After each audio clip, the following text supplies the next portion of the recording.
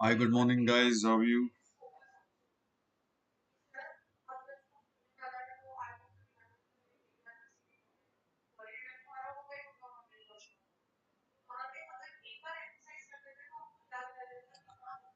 Hi, good morning. This is Harshit Bhardwaj.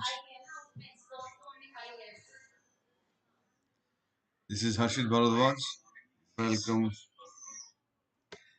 Let me just upload the slides.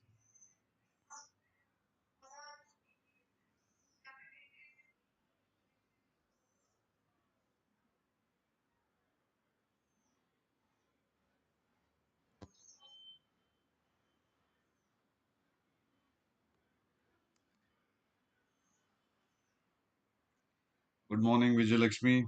Please share the link in the group, Telegram group.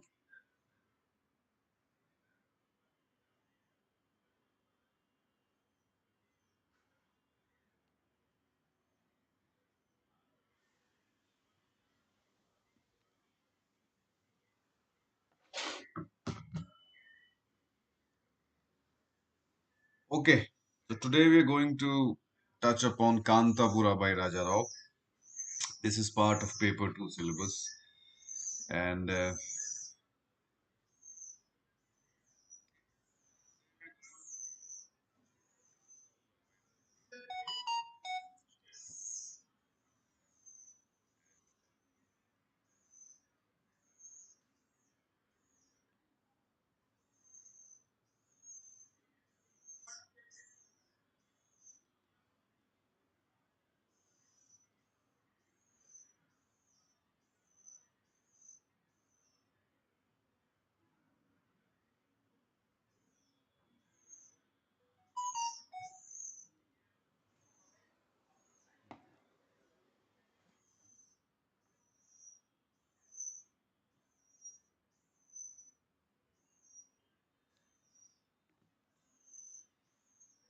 Kanthapura by Raja Rao, as you all know, now because this is I'm doing this session on YouTube, and everyone, I don't know who you are. There is a challenge for me. Um, so I have to keep things on a certain level where I hope things are accessible to everyone, irrespective of your background with literature or your preparation or your studies. Kantapura is the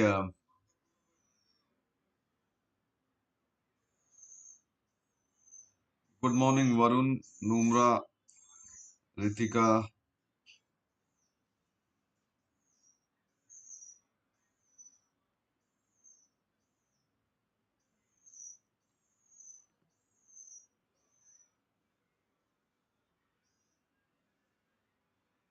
We have A.K. Ramanujan and Raja Rao in our syllabus, the only two Indian authors in paper two.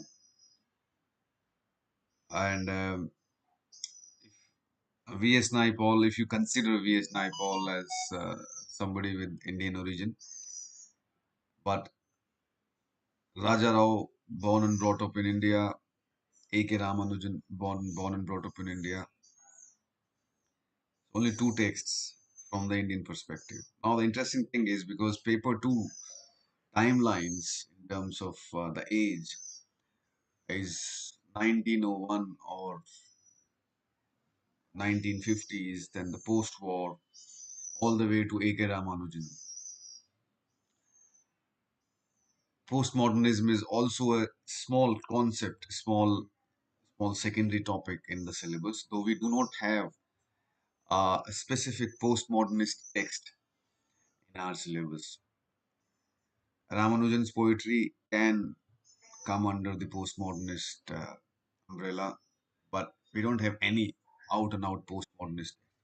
So the postmodernist question has I only remember one or two where they simply asked for what is postmodernism.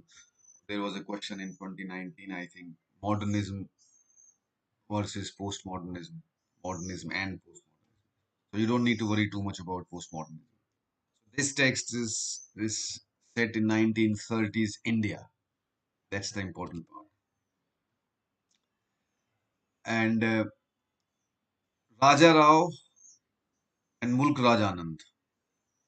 Slightly later, R.K. Narayan. Not later, I think, I don't exactly remember the timelines of R.K. Narayan. But Raja Rao, Mulk Rajanand, Raja Rao, and R.K. Narayan, considered to be the trio of uh, Indian writers writing in English. Okay, you must have all read about R.K. Narayan. We are all familiar with R.K. Narayan's Swami and his friends, Malgudi Days, and my favorite movie of all times. Anyone remembers my favorite Devanand movie? I've always given you reference about that movie. I wrote an assignment on that movie and I read the book and then watched the movie by R.K. Narayan. Yes, Ritika knows. Guide. Guide. I didn't know it was written by R.K. Narayan. I only knew the movie. When I read the book, and I had watched the movie obviously much before I read the book, but when I read the book, that was probably one of the most crucial change of perspective for books, for literature in my life. Because I loved the movie even before I read the book. When I read the book, it presented to me a completely new world of characters, and I was mesmerized. And the movie, so brilliantly made, brilliant actor, brilliant music by S.D. Burman, comes nowhere even close to what the book does to you. That's the power of written words. Good morning, Chetna. R.K. Narayan, Mulk Raj Anand. There are a lot of MA syllabuses have Kuli by Mulk Raj Anand. Then we have Mr. Raja Rao. So they are the foremost English literature people, English writers, Indian writers in English. He won the Sahitya Akademi Award 1964. That is something you should remember. You should remember all the awards that the authors that we have in our syllabus. They can very well become a prelims question. He got an award in Europe as well, Neustadt International Prize, and he was deeply rooted in metaphysics, which is I think anyone writing from the Indian by background and perspective is, but Raja Rao is very much. He was writing in the 1930s. That's the most important part. I always ask you to research the age, the socio-political conditions, cultural conditions of that age when the book is come out, when the author, that specific author was writing. 1930s, he wrote until much later. So it was just his starting point. So what was happening in the Indian freedom struggle in 1930s? Hmm. That would really help to understand this. We cannot read any text for that matter, but specifically this text, without a socio-political cultural background. And the most important aspect of the India of 1930s under the British Raj was Mahatma Gandhi. Yes, Gandhi was on the tour of India, 30s. And what happens in this text, basically, I've tried to, I've done this very sinful act of trying to condense the idea of this entire text in one paragraph. So may Raja Rao and all the literary gods excuse me. Kanthapura recounts the rise of a Gandhian nationalist movement in a small South Indian village of the same name, Kanthapura. The story is narrated by Achakka, an elder Brahmin woman with an encyclopedic knowledge about everyone in a village. He tells the story in the meandering, non-linear style of a Sthal Purana, a traditional, legendary history of a village, its people, and its gods.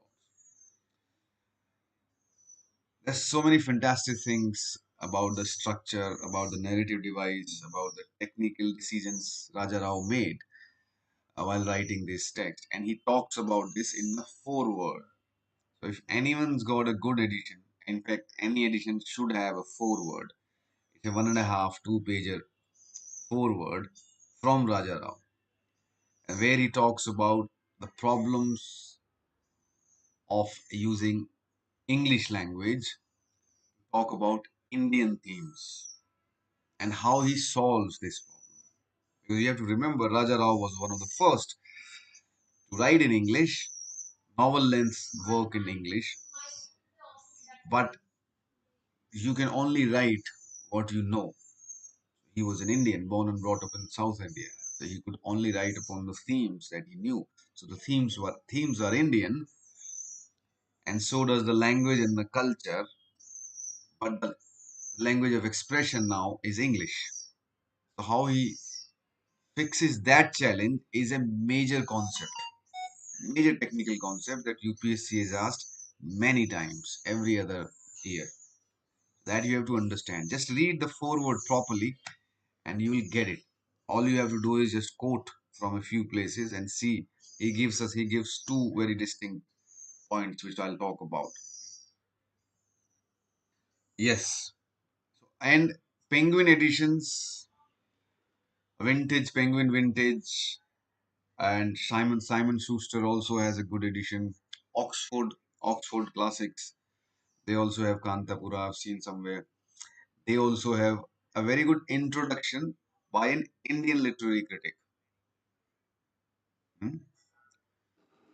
So if you can get a good introduction, which is almost a literary essay, scholarly critical essay. So if anyone's got a good introduction from, there is one by Partha Sarthi, Mr. G. Partha Sarthi or P. Partha Sarthi, very renowned Indian critic and scholar. That essay, if anyone's got it, just make a PDF and post it in our Telegram group for others to benefit from. Okay, always share. It's not going to.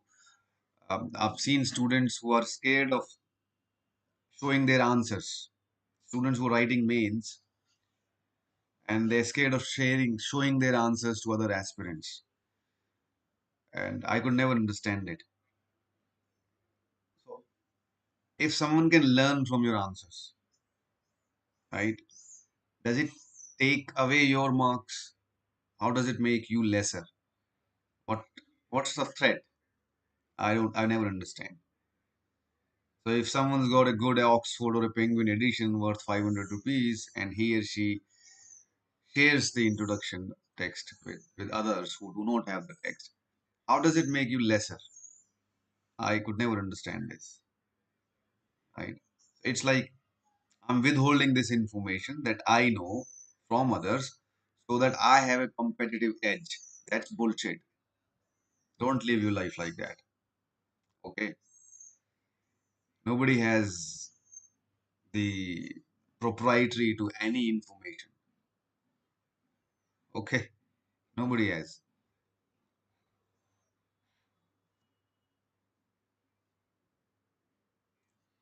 Get around. Yes, in the OUP, you're right, Varun. Narsimhaya has got a very good. Parthasarthi intro is very good. Any intro. That's why that is the only good reason, and it's pretty strong reason to buy a good edition text and not just read PDFs. It's a very good reason. So, but I started giving students options to buy any text as long as it has original text. Because some students do complain, and there are genuine reasons of financial problems. So every text, these Oxford University and Penguin and Simon Schuster, and they can cost anywhere between 300 to 600. VS Naipaul, House of Mr. Biswas, Vintage Classic, I think it's 650. Um, so I understand. So there you have 14 novels. If you end up paying 1400, 14 novels into 500, a lot of money. But help each other out. Huh? Those who have good texts, at least share the introductions, critical essays. There are always critical essays in at least Oxford editions and Cambridge editions. Yes, Mannat has the Parthasarthi one. Hello, Mannat. How's it going?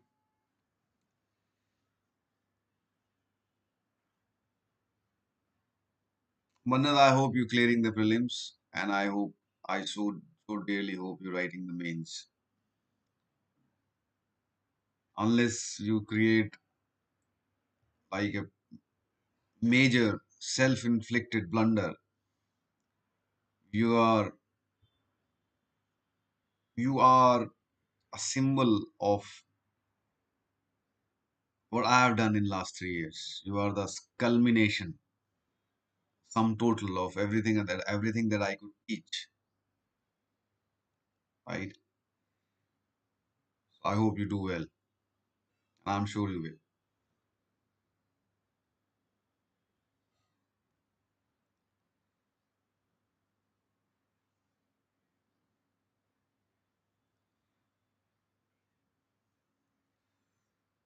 Okay. So those who were joined, those who were part of this Telegram group, you had some very fantastic students. They still are. Like Mannat is there. Some very fantastic students. Those who have added a lot of great files and texts and content to the group in the content section, and they're obviously there to help new aspirants out. It's a pretty good ecosystem. So respect it. Are we live?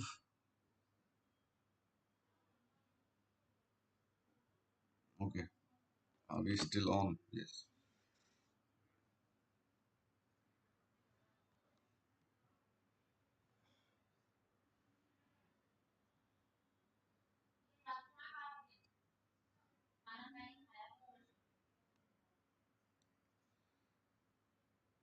Can you hear me? Am I still live? That's the problem with YouTube. We don't know what's happening.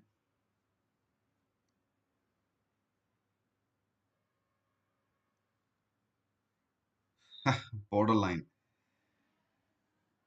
See, the good thing is that you have time, you have the luxury of time, and don't worry about it. Mannat, don't worry. Just focus. Don't lose focus. Okay, there is no village in India, however, mean that is not a rich Sthal Purana. This is part of the foreword that I'm talking to you.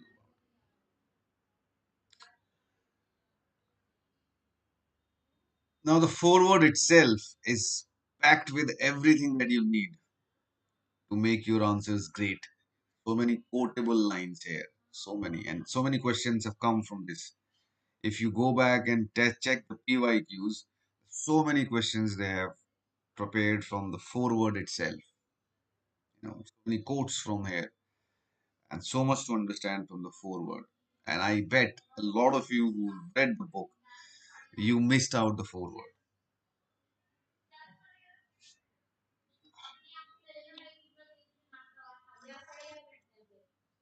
There is no village in India, however, mean that has not a rich Sthal Purana or legendary history of its own. Some god or godlike hero has passed by the village.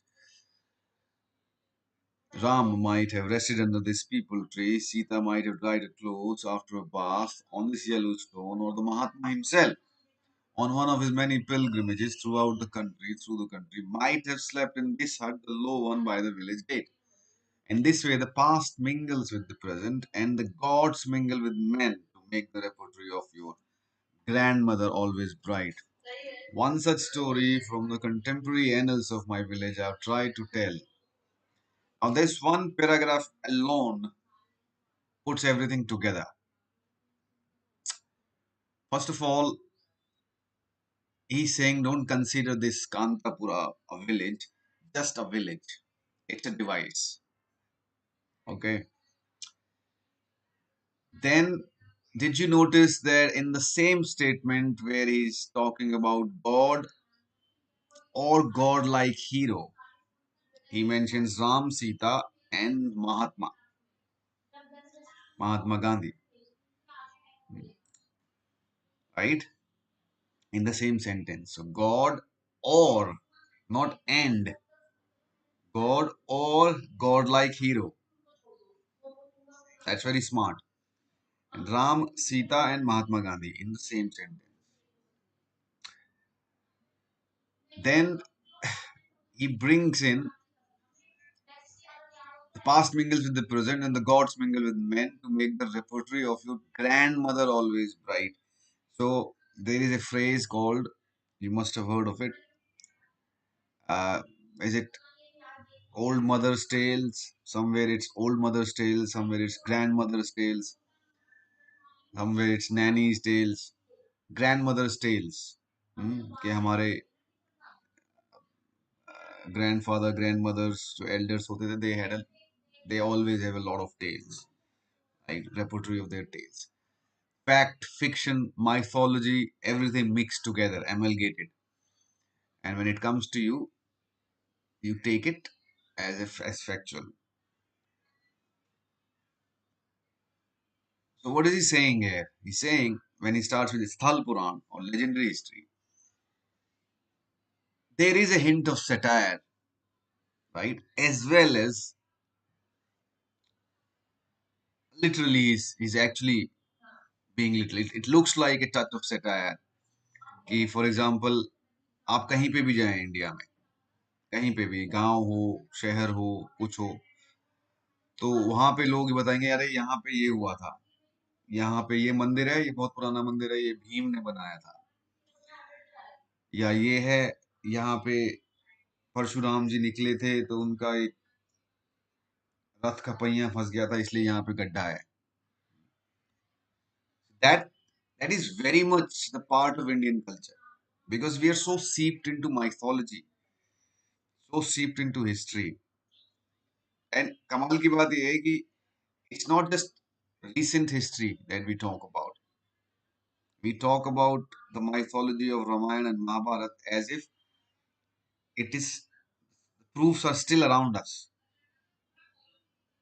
That is why one of the debates that's been happening for last 15, 20 years, where Ram Setu was told to be a fake structure that has no historical claim, no realistic claim, because Ramayana, so one party in the court, one party is trying to prove that it's fiction, it's not realistic, and the other side was trying to say that it's not fiction. Now the point is, even if it is fiction, it is believed with such fervor, ardent fervor, such faith. People are seeped into this. So, what is truth then? I mean, there is all the historical aspects that we read in history that all these great kings did this and that. What are the proofs of that? Just legends from men, legends from writers. You know, some historical proofs gathered from here, there, and there. It's a very interesting thing that Raja Rao starts with, that every place has its legendary history. Every place, India, is seeped into all this legendary history. Sthal Puran. Every place has its story, and people not only will believe it to be true. It's a fact for them. Such a big fact that they don't even consider whether it's fact or not. There is not even a doubt. Yeah, you completely believe in it. That's the Indian cultural aspect, right? And then storytelling device is the grandmother. So all these stories, past and the present mingles, and then it comes to the grandmother, and she weaves a tale. So he's doing something very, very interesting. On one hand, he's talking about all these legendary history. He's calling it history, Sthal Puran. And then he says it's going to be told by a grandmother. That makes it really interesting. And then he brings in Mahatma Gandhi with Ram and Sita. So you right away know this is the content. This is going to be the content of the text. Now, how he's delivered it? What's the technical part of it? The telling has not been easy. One has to convey in a language that is not one's own, the spirit that is one's own. One has to convey. Just hang on. There is a very irritating bird. क्या हुआ? What happened? What do you want?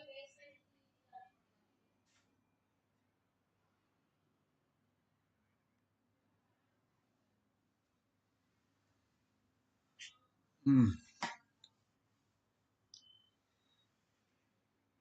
One has to convey in a language that is not. One has to convey the various shades and omissions of a certain thought movement that looks maltreated in an alien language. Now, talking about certain thought movement could be freedom struggle of India. A certain thought movement could be the way we access our mythology as truth. The word mythology actually is not an Indian word. In the Indian translation, I don't know whether the word mythak came after the word mythology appeared. There is no such description like in the Western canon. They have Greek and Roman mythology. There is no such thing. You have to understand it today because when you apply a Western concept on the Indian tradition, it distorts it. If you call anything that we have in India, call it mythology. It's not, because mythological concepts in Greek and Roman traditions, they know that they are mythology, as in they never existed. They are just figment of imagination, fiction. Now the same idea when is applied to Ramayana or Mahabharata or any other text of any other religion, sub-religions, does not work. This is what Raja Rao is talking about here. Certain thought movement that is maltreated in an alien language. This is exactly it. So calling Ramayana a mythology is not offensive because you're calling it fictional. That's not the reason. That is not the reason. We are students of literature. The reason is that the term mythology that is derived for Western tradition, not for Ramayana, Mahabharata or the Indian tradition, is applied on the Indian tradition. And then even the translation in Hindi is mithak is the same. That's the problem. The debate is not whether Ramayana is fictional or not, whether Ramayana happened or not, whether Ram was an actual person or not. That's not the debate. The debate is at the conceptual level. Mythology is not a term that exists in any Indian languages. I don't know all the Indian languages, but you can go and find out. At least not like it is used and it exists for the Western tradition and culture. That's the problem. कि आप एक western idea को लेके उसको आप India में apply कर दो, लूजली ट्रांसलेट कर दो. Doesn't work. There's so many things, and this is what he's saying. And he's saying I use the word alien, yet English is not really an alien language to us. It is a language of our intellectual makeup. Like Sanskrit or Persian was before, but not of our emotional makeup. We are all instinctively bilingual, many of us writing in our own language and in English. We cannot write like English. Now, ये तीसरा point है. So far he has made in this technical part, the first part is writing, convey the various shades and emotions of a certain thought movement in an alien language. That's the first problem. Second is, we cannot write like the English. We should not. Now, अगर आप, if you want to write in English, who are going to be your role models? English authors, right? That's the problem. That's the problem. If, for example, I follow James Joyce, James Joyce is my idol. I grew up reading him. And when you're influenced by somebody so much, you want to be like him, and you become like that person. You acquire the qualities subconsciously. But James Joyce is an Irish English author. I live in India, so that's the problem. He's saying we cannot write like the English. We should not. We cannot write. We can write only as Indians. यहाँ पे typo है इसको correct कर लेना. ये forward से है this part, so you can refer to the forward. We can only write as Indians. We have grown to look out to the large world as part of us. Our method of expression, therefore, has to be a dialect which will someday prove to be as distinctive and colorful as the Irish or the American. Time alone will justify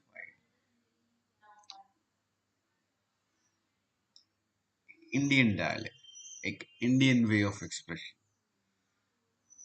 Now, I don't know whether it's happening in English or not, um, but it is happening in the cultural space in terms of the mainstream cinema and TV.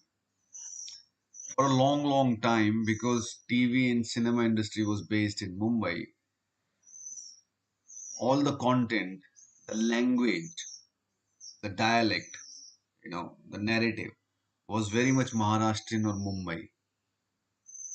Now, for last 5 years, you must have seen on because of the OTT platforms, you see different flavors of India, different dialects of India. There are characters who are fluently talking in their regional languages. So earlier, the regional language only meant Bihari.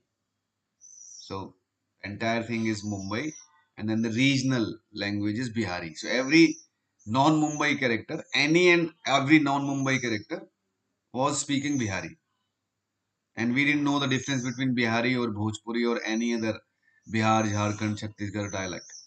Everything, even the UP guy, the Bihar guy, they all clubbed it together and they spoke Bihari. Amitabh Bachchan spoke, with that stupid mix accent in so many films. Then Govinda took over. Govinda spoke in that. So it was Mumbai, and then there was every outsider was Bihari. Now this has changed. Now you see so many regional expressions. South Indian actors speaking Hindi with their accent. Punjabi speaking in Punjabi or with the proper Punjabi accent. Now suddenly people must have realized कि यार India में तो इतने सारी जगह हैं. लखनऊ की लखनऊ में सेट है कोई series. So you can see Lucknow, proper Lucknow. Mumbai based version of Lucknow, nahi, proper actual, authentic. So this is what he's saying, time alone will justify it. कभी ऐसा समय आएगा कि हम अंग्रेजी में लिखेंगे, लेकिन it will have its own distinctive and colorful dialect. वो अब हिंदी में होने लगा. Because Hindi, I still think Hindi and English are similar in a way that English was not our mother tongue, and we had to learn it. For a lot of people in India, and this debate has been raging on for some time now, for a lot of people in India, Hindi is not their mother tongue. For Gujaratis, even for Punjabis, people down south, northeast, it's not, but they learn. So it's a second language, right? So to be able to express in your second language the colorful, distinctive aspects of your own culture. When somebody from northeast, Guwahati or Assam or Meghalaya, they speak and they sing a beautiful song in Hindi language with a touch of Assamese. That's beautiful, isn't it? Why do you want to standardize any language? Why do we have all those English people, even if we have people in India, even right now? They speak English like the Britishers. They want to speak with that British Queen's accent, and they do. There are some big shots. There's no pride in that. I don't see there is any pride in that. First of all, you cannot speak like a Britisher anyway. You try and mimic their accent. And then why do? Why? When you have acquired the language, we should make it our own. Mm. So never be ashamed of how you speak or write English, because we are not competing with the British or with the Western world. We are in fact making it our own. After the language problem, there is a problem of style. So we discussed the first paragraph about the content, the second paragraph about the problem of the language, the third one is about the style. Now, what is the style? The tempo of Indian life must be infused into our English expression. This is very funny. This is interesting. Even as the tempo of American or Irish life has gone into the making of theirs, we in India think quickly. Ah, we talk quickly, and when we move quickly. So we speak very fast. So you look at any mother tongues, any regional languages, Punjabi, Telugu, Tamil, Kannada, Gujarati. I think Hindi is the slowest. Hindi sounds the slowest. And we go like right. So there must be something in the sun of India that makes us rush and tumble and run on. And our paths are interminable. The Mahabharata has 214 verses and the Ramayana has 48,000. Puranas, there are endless and innumerable. We have neither punctuation nor the treacherous ats and ons to bother us. We tell one interminable tale. कहानी शुरू होती है तो it just starts एक के बाद एक के बाद एक. Now episode follows episode, and when our thoughts stop, our breath stops, and we move on to another thought. This was and still is the ordinary style of our storytelling. I have tried to follow it myself in this story. Beautiful, beautiful. How much thought he must have put into putting together this book. In the previous class with Foster, I told you how these authors, legendary authors, now I'm using the word legendary not in the similar manner as Raja Rao is using in the first paragraph, first line. Legendary isn't these are legends, proven legends. Everything they do is deliberate. They think about it. They put a lot of thought in putting together a structure. ऐसा नहीं है कि computer खोला chapter one और लिखना शुरू कर दिया कि let's see where it goes. Character के नाम सोचे. अरे आजकल यार मतलब कैरेक्टर के नाम आजकल के नॉवलिस्ट ऐसे रखते हैं जैसे वो अपने बच्चों के नाम रख रहे हैं. उनको जो अच्छा लग रहा है sound. Doesn't work like that. So see how much work, how much of thought process it goes.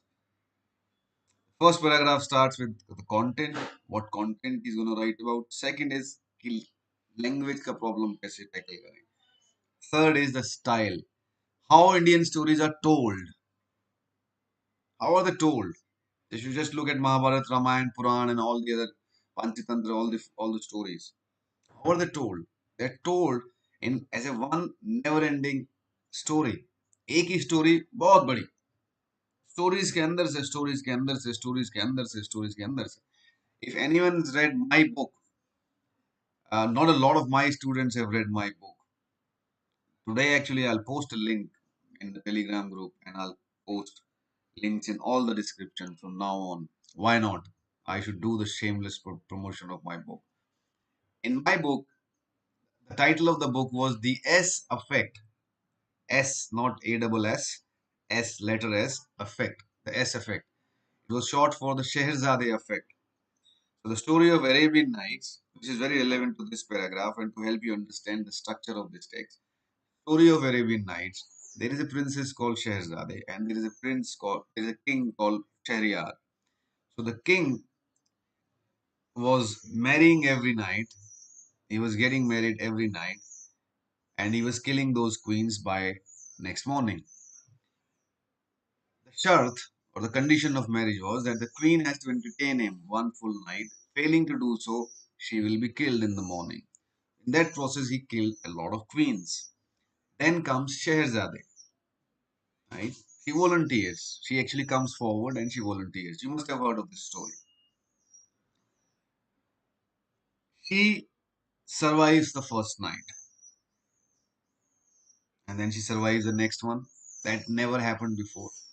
Then she eventually survives 1001 Nights. That's the title of Arabian Nights, 1001 Nights. You must have seen it.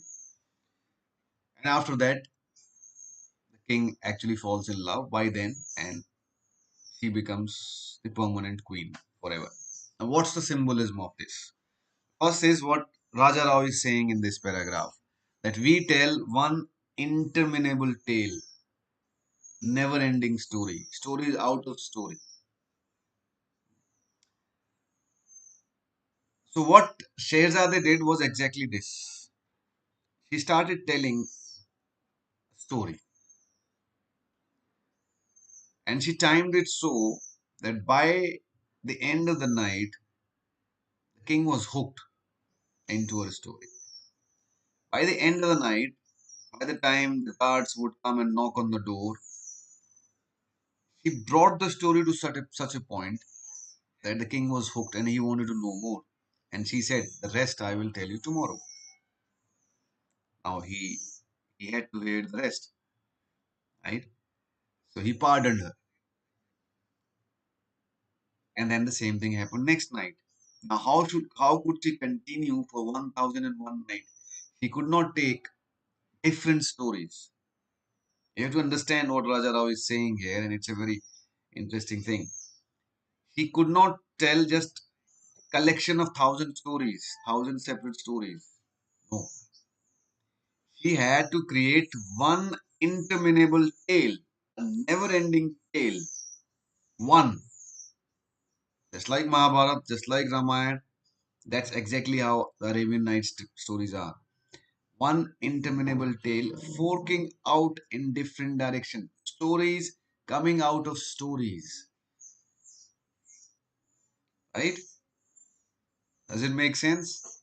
So how do I use this? Because my book is a business self-help book. So the king gives you one night.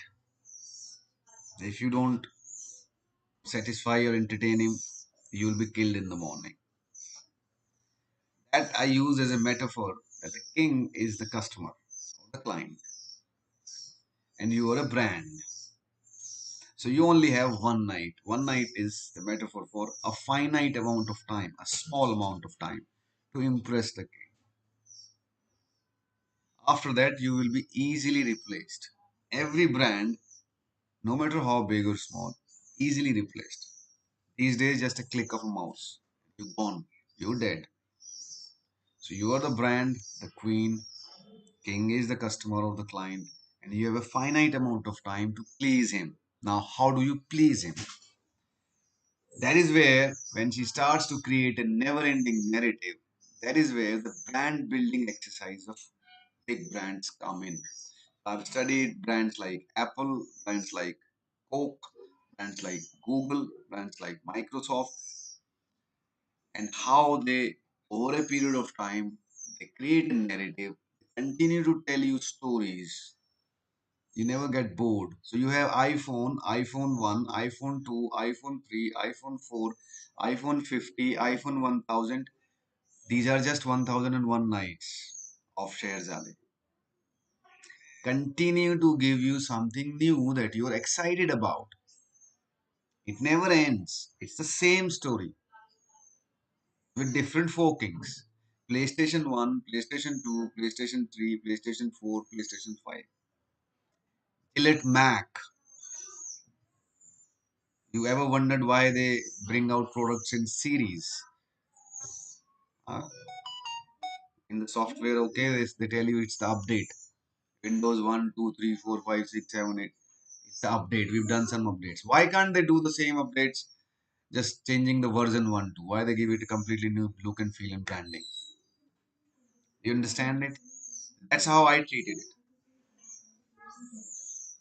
Yes, Ekta Kapoor mastered it. Ekta Kapoor has mastered this. She's understood this. Absolutely. Right? This is what Raja Rao is doing in Kanthapura. So who's going to tell the story? A grandmother. Why grandmother? Because grandmother is a trustable, credible source. That's a device Raja Rao's put. What's the content? That every place in India, it doesn't matter. A remote South Indian remote village of Kanthapura, no one's heard about, still's got. That village also has a legendary Sthal Puran that Achakka, the grandmother, will talk about. How he has used the language, he talks about it later that I don't have in the PDF. He talks about how he has Indianized the English language. And what's the style of the narrative? The style of the narrative is one interminable tale. Hmm?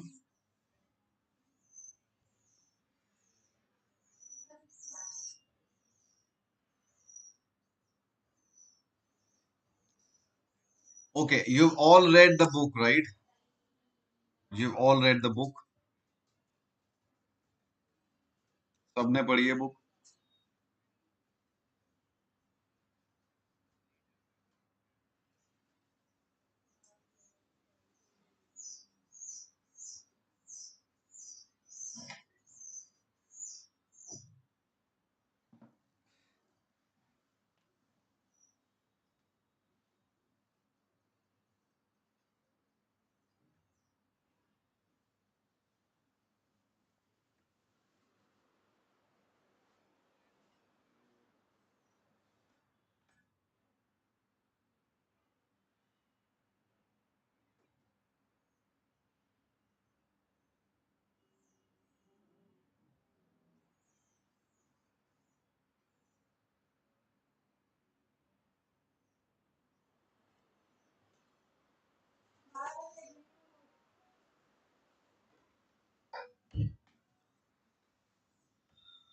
Okay, so those who haven't read the book, please read the book. We'll have next session on Wednesday. Today we talked about the background, the structure. Mahatma Gandhi is the central protagonist, projected like a god. Now this is a problematic thing for me, but because in 1930 Mahatma Gandhi was still a freedom fighter, a non-violence activist, not even a fully fledged politician. He was doing his padayatras around the country. He was gathering in. But why Mahatma Gandhi has been made a primary, he's not even in the text. He's made an idol. He's like brought in as a god, inspiring figure. Some critics have said that this book comes across as a propaganda to instill Mahatma Gandhi in this legendary position. Uh, some critics have said that it reads like a propaganda book for Mahatma Gandhi's marketing. But to understand this text, we need to understand Mahatma Gandhi's ideology very well. That is a primary concept. Mahatma Gandhi's ideology, as you see in Kanthapura. What is Mahatma Gandhi's primary ideology that won him millions and millions of people? Uh, who can tell me? Well, yes, he was educated and all that. There was so were a lot of other people who were educated at that time. What made Mahatma Gandhi the icon, that iconic status, almost legendary status? He's putting Mahatma Gandhi in the same statement as Lord Ram and Sita. What there must be something that Mahatma Gandhi did that nobody else understood.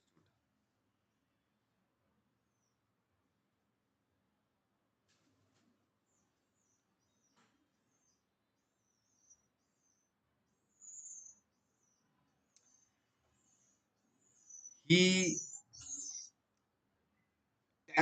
tapped in a vast majority of demography that everyone else ignored.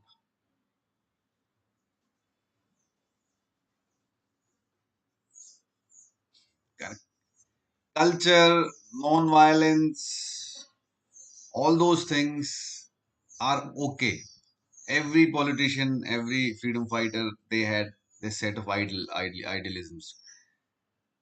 But in terms of strategy, what Mahatma Gandhi did, nobody else thought about. He tapped women, elderly, and children, and the subalterns. Basically,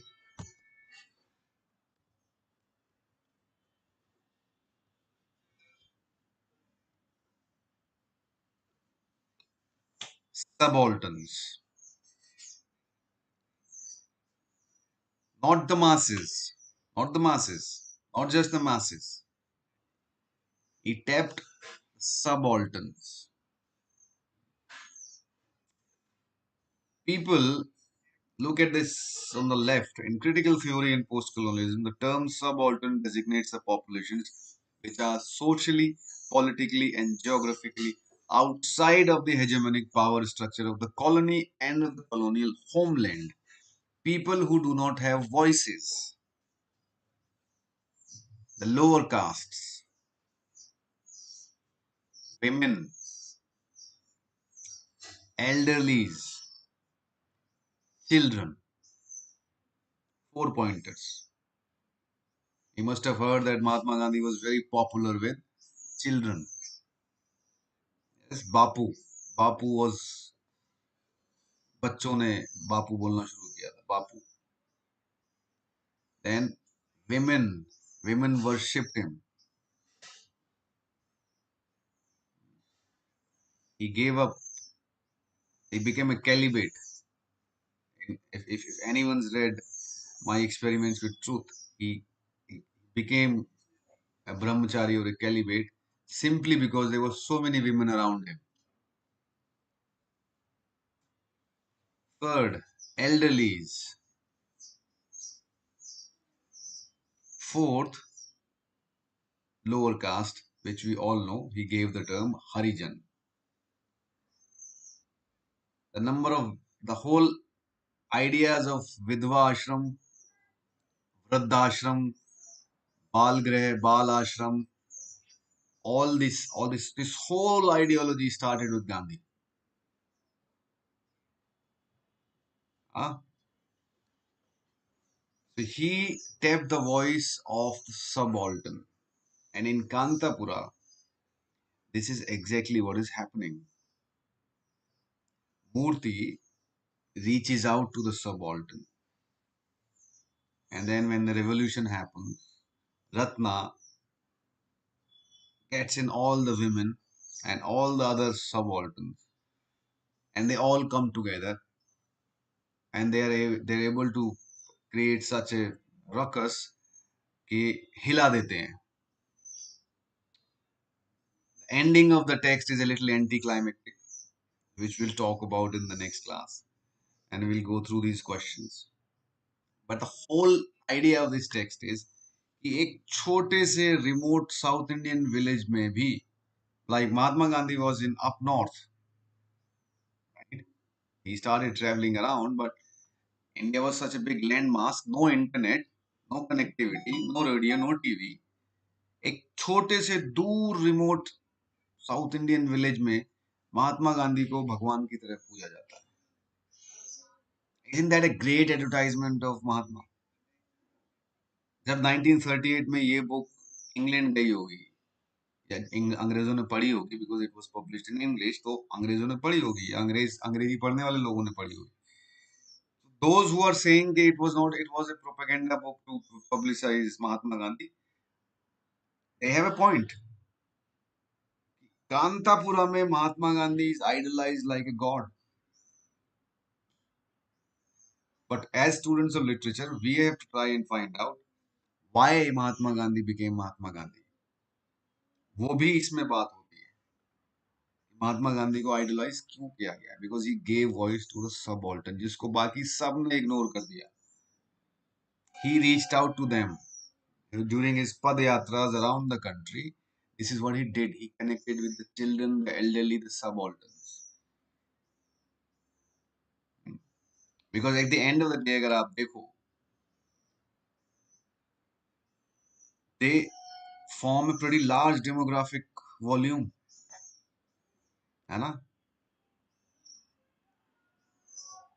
I have some questions on this PDF. They're all PYQs. They're all PYQs. Nothing.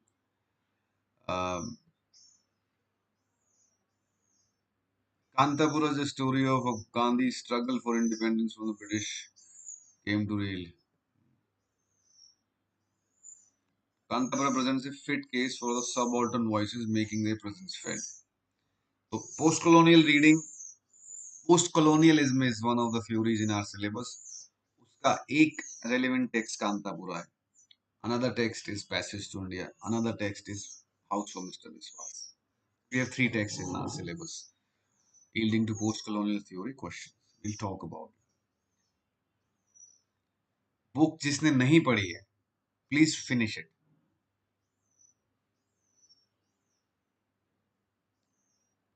And those who are expecting a summarized version of the story, yeah, एक summary, you come to the wrong place. Okay. Next class, Wednesday, we'll wrap this and I will take half an hour specifically to tell you about answer writing. How do you structure your answers? I'll present some answers from some good students, maybe Mannat can agree or anyone else. Without showing your name, I would like to show that, okay, this is a good answer and why this is a good answer. Okay. Half an hour answer writing next class and half an hour 40 minutes to wrap up Kantapura's all the questions. For I'll go through all these questions and give you some pointers what to write, what you can write in these questions. Forward सबके पास है, introduction जिस जिसके भी पास है अच्छा OUP का penguin का, please share in the Telegram group. Please also add.